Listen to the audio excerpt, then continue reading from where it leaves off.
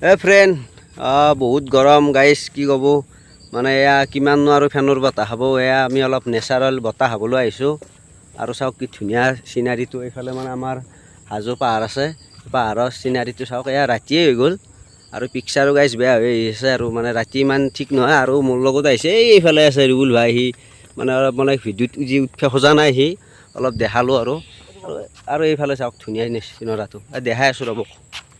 আৰু ফ্ৰেণ্ড মই আপোনালোকক এটা বস্তু দেখাবলৈ খুজিছোঁ এইফালে চাওকচোন কি চিকিমিকি মাৰি আছে মানে কেমেৰাটো অলপ ধোৱা হৈছে ৰ'বকচোন চাই দিওঁ এই ফ্ৰেণ্ড এই চাবচোন মানে কেনেকুৱা এটা মানে হেৰি কৰি আছে মানে আকাশত এয়া চাওক বিজুলী মানে একদম চিকিমিকি দি আছে গাইছ মানে অহাকালিলৈ বৰষুণে আহে নে কি নাজানো এয়া চাওক আৰু পূৰা মানে একদম ভয়ানক আৰু মানে ভয় লাগে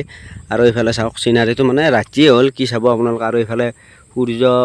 অস্ত যাই আছে চাওক কি ধুনীয়া মানে পাহাৰখনৰ এটা আকৃতি লৈছে আৰু এইফালে আকাশখন চাওকচোন